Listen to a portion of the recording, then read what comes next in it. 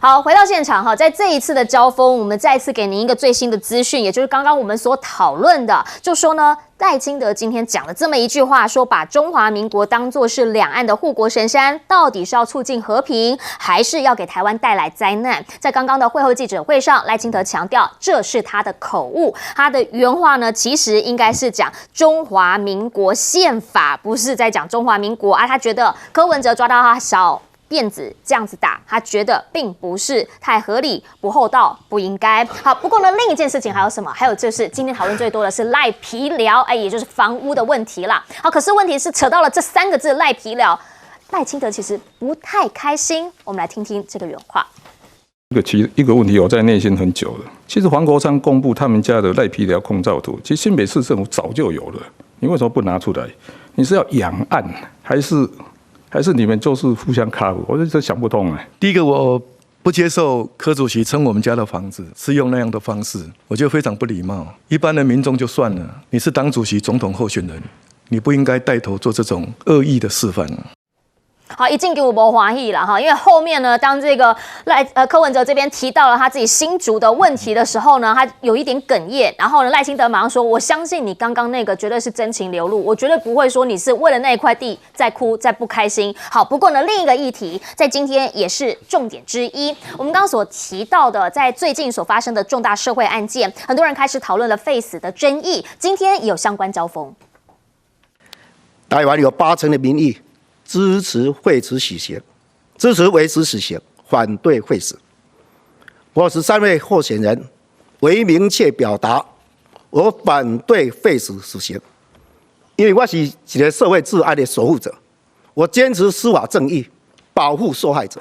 您认为是支持废死还是反废死？侯市长，台湾现在没有废死啊，这个议题不仅仅是台湾，在国际上也谈了很久啊。在任何地方废死都需要非常高度的社会共识。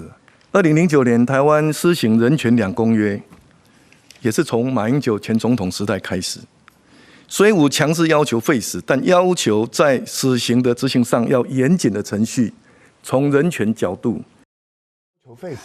好，其实呢，在废死这个议题上面，现在会引发这么多讨论，主要是因为在网络上太多年轻人在讲了，还记得吗？这个新北割喉案，好，这件事情确实民众大家都在问，去学校都不安全，去哪里才安全？甚至呢，还有人在网络上说，赖清德恐怕会这件事情会影响到他，因为呢，他们说现在呢，少年法已经不适用在未成年的年轻人，所以呢，到底民进党现在处理这一些事情，是不是让大家觉得真的有保护到校园安全？网络上的讨论，现在甚至有人决定要站出来，要下修连署。他们讲法是1月14号要开始发动这个连署。好，最主要的原因是因为他们说，在目前因为1月13号大选了嘛，所以没有办法做相关的连署，那就是选完之后马上做，甚至不排除走上街头发动游行。大家说这个一定要修，不然呢，担心之后会很难处理。甚至在今天也看到了教师他们很直接的讲，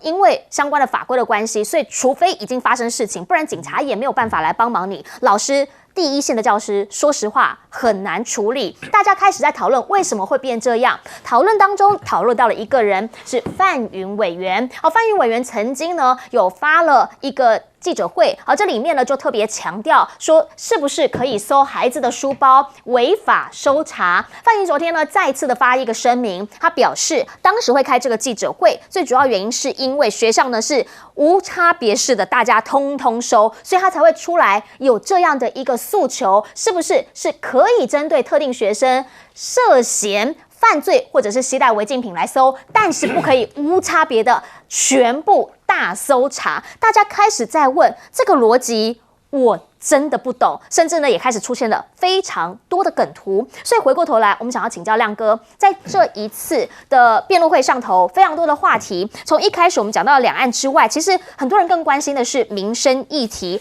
包括了这一次赖皮寮的争议。其实很多人觉得说，当然啦，赖清德讲，我都不是第一个讲的，你们先讲，我才被迫回应。但是听到了赖皮寮3个字的时候，他不开心。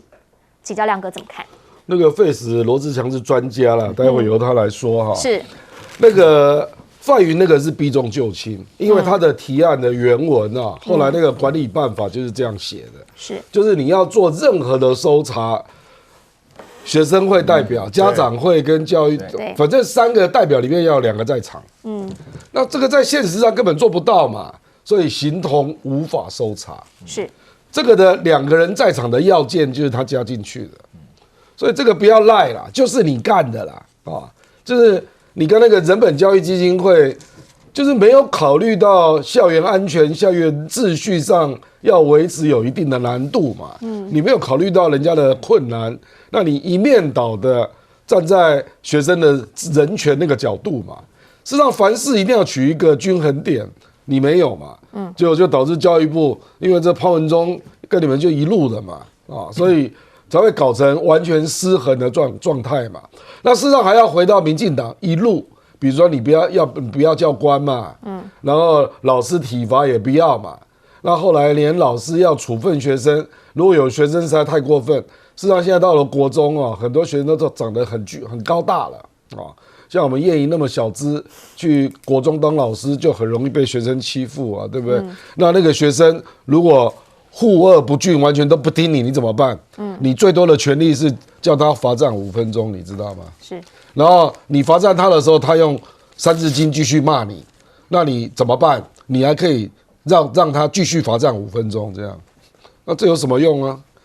还有各种留言啊，那学生还可以去举报你啊。所以现在台湾的整个校园的伦理秩序是荡然无存呐。那事实上，教育部当然要负绝大的责任，因为这个就是民进党一面倒都站在人权那边思考。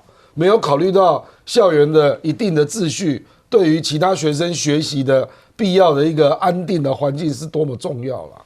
好，其实在目前为止，大家就开始在讨论了，说到底我们第一线是可以做哪一些事情。好，到目前为止呢，基本上前线的老师，国教盟这边呢，他们直接的回应说。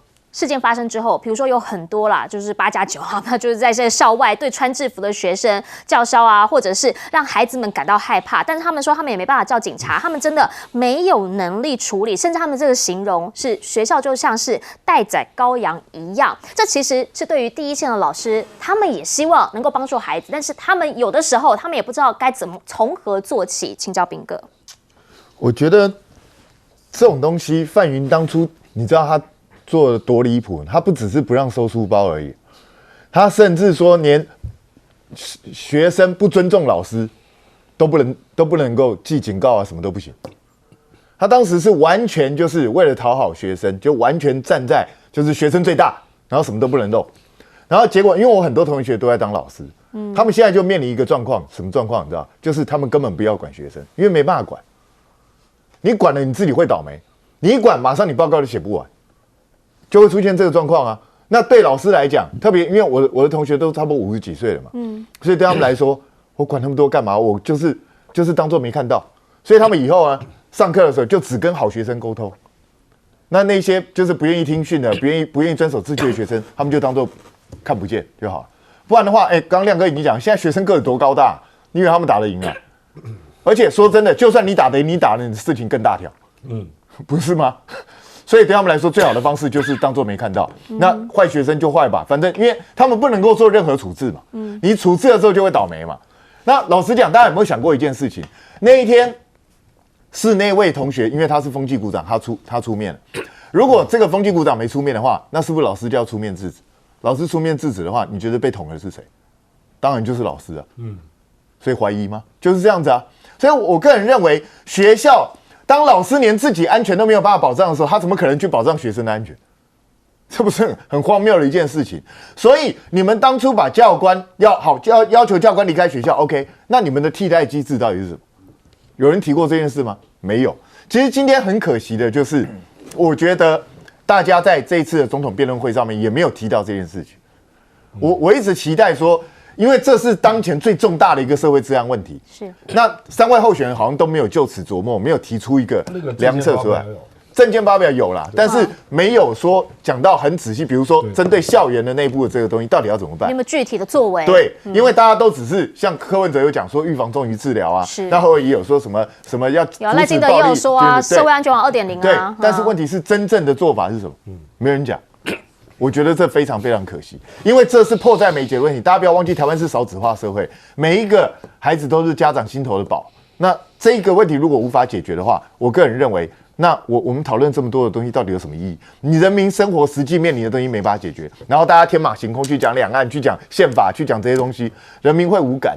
所以我真的希望3位候选人要去加强这个东西。那至于死刑呢，留给自强讲吧。好，来，我们要请强哥来帮我们讲这件事情啊。最主要原因是因为在今天呢，因为这整个社会事件的关系，那所以现在有很多人就讲说，为什么现在的孩子，就是很多价值观，包括以前也确实啦，有听到嫌犯他们讲说，在台湾杀一个人、1、2个人不会怎么样，这一些就是让大家听了之后会觉得说，我们是一个有死刑的国家啊。好，所以在今天呢，我们回到上面哈，这第一章有特别。侯友宜提到了台湾80%民意强调的是支持维持死刑，所以呢，他就说他是3个人里面唯一一个明确表达反对废死的人，他就直接问你们支持还是反对，希望他们回答。强哥怎么看？首先啊，其实这个废除死刑的议题啊，跟这次校园的安全事件啊，它在法治上有一个相类似的地方，就是民党上来之后啊，他非常强调所谓的加害者的人权。但是呢，他无限上纲加害者人权之后，就造成守法善良的民众或学生，我们的生命安全受到很大的一个威胁，所以他基本上是失衡的。比方说，我们先从校园这个事来讲，他剥夺今天管理的权能之后，造成学校老师无法去管理危险物品的时候，危险物品当然进到校园，其实不只是刀械进到校园，毒品泛滥跟这件事也有很严重的关系。校园毒品泛滥的非常严重，是因为今天学校老师他已经失去了所谓的校园安全的这个所谓的管理的权能。我们在讲废死的题目啊，其实我必须说啊，赖清德就跟他今天讲那个疫苗一样，他一路就赖皮嘛。他回答侯友宜是说，侯友宜现在台湾没有废死，各位，台湾现在是没有废除死刑，但是台湾现在是实质废除死刑啊。所以换言之，赖清德。你也不敢正面问这个回应这个问题。不过我还是要讲一件事，但是可能你要更正一个口误喽。你刚刚讲中华民国是不是灾难？你说这是口误。你上面讲我强制要求废死，我看后文他应该不是这个意思。对，不是这个意思。所以赖清德你可能要更正一下，你到底是怎么讲清楚？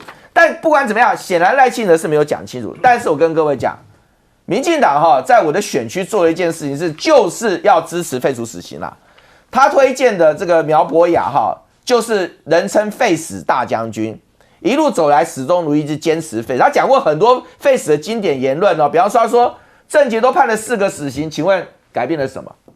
有什么影响？意思是说还是有犯罪啊。网友是群起而轰说，这可以类比那照这样讲，我们法律警察根本不该抓犯人，因为你犯人抓了以后还是有人犯罪啊。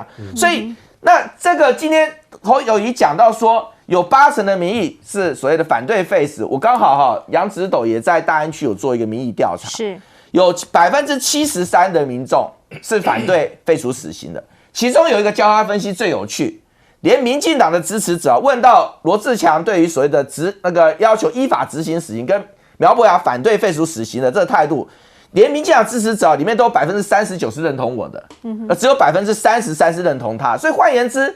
废除死刑这一件事情，在台湾是有很大的共识。那我就要反对废除死刑有很大的共识。那我就要问赖清德，你这句话，你最后实质废除死刑，请问你没有依法执行死刑，那跟废除死刑到底差别在哪里？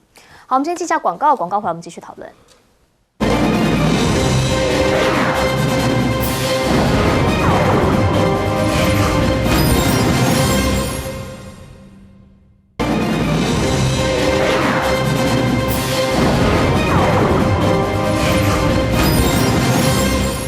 好，这一次呢，因为重大的社会安全事件，大家开始讨论到了废死等等的议题。在今天的辩论会上，侯友宜直接讲了，他是支持死刑的，台湾80%民意反对废死。他请教另外2位对手，那这个赖清德怎么说？赖清德讲法是台湾没有废死，但是最好的刑事政策是社会政策。请教汉庭怎么看？先讲一下废死尤其呢，因为刚才赖清德其实呢自己口误，所以也完全搞不清楚他到底支持废死还是反对废死。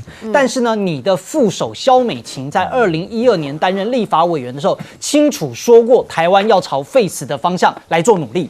而且呢，在2014年的时候，当时民进党的游美女也包含其中的萧美琴，共同提案什么呢？叫做赦免法的增修条文。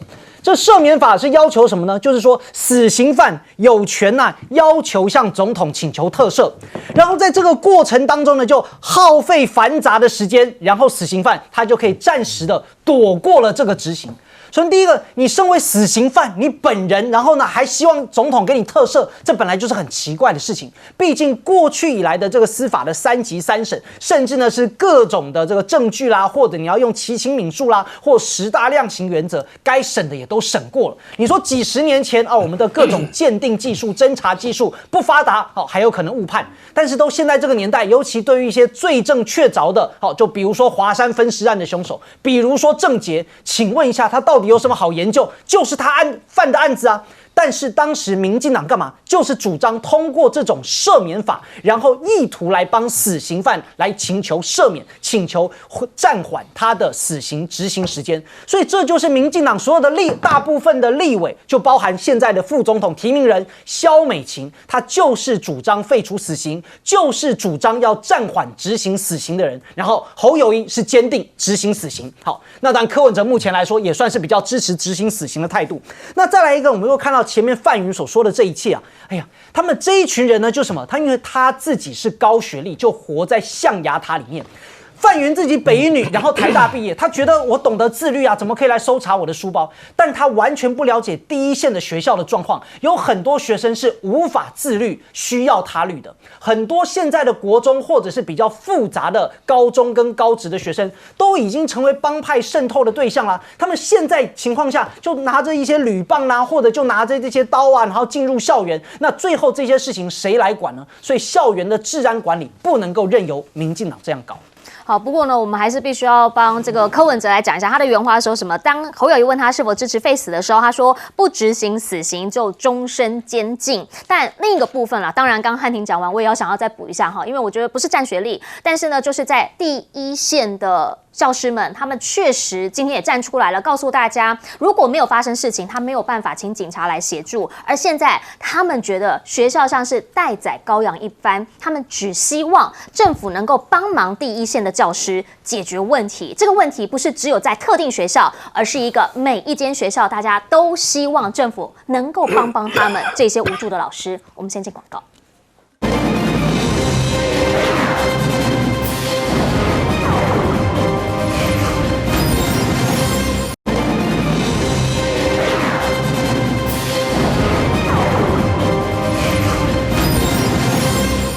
选举到最后阶段，今天除了辩论会之外，国际媒体怎么报道台湾？带您来看到的是，这个是《华尔街日报》今天的报道是什么？说台湾总统呢，他们现在感觉上呢，其实是跟中方是不是有近或者是远？说呢，台湾总统现在都不亲中了。好，这里面呢，其实我们就发现了，同一个记者呢，他在4年前也曾经有过报道，说呢，这个韩国瑜对于亲中的标签非常的不满。到目前这个阶段，是不是韩国瑜又重新回来了？因为昨天这个赖清德也特别提到了，我们不用膝盖走路，然后说呢，昨天赵少康有点口误，还感谢他的真心推荐，而也在最后阶段看到了好久不见的李嘉芬，现在现身在高雄这边来帮忙助选他讲什么？他讲说呢，是因为过去这个候选人帮忙他很多，所以他现在愿意再站出来。请教亮哥怎么样来看选情走到了最后倒数2个礼拜，好像民进党开始有不同的路线。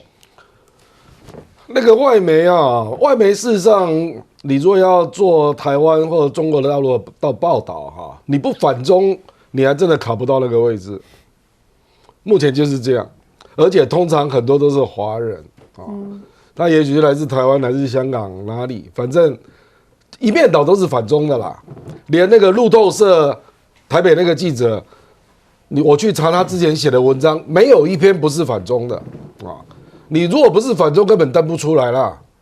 所以他为什么会都是循着那个调子在写那个就是基本上他本来就是这样的思想才会被放在那个位置了，就是这样了。所以这个当然就是民进党也很顺势在打啦，因为他知道现在美国反中气焰高嘛，那个民进党就可以跟他有一种分进合击的感觉了。是啊，那这个事实上，可是事实上它往往会导致他对台湾的政治的误读啦啊，因为他会只偏重去接触绿营的人呐，那通常就对国民党还有其他的人的接触就会变少。是，那你怎么看最后阶段这个韩国瑜现在还是被拿出来被酸一下啊？那个没有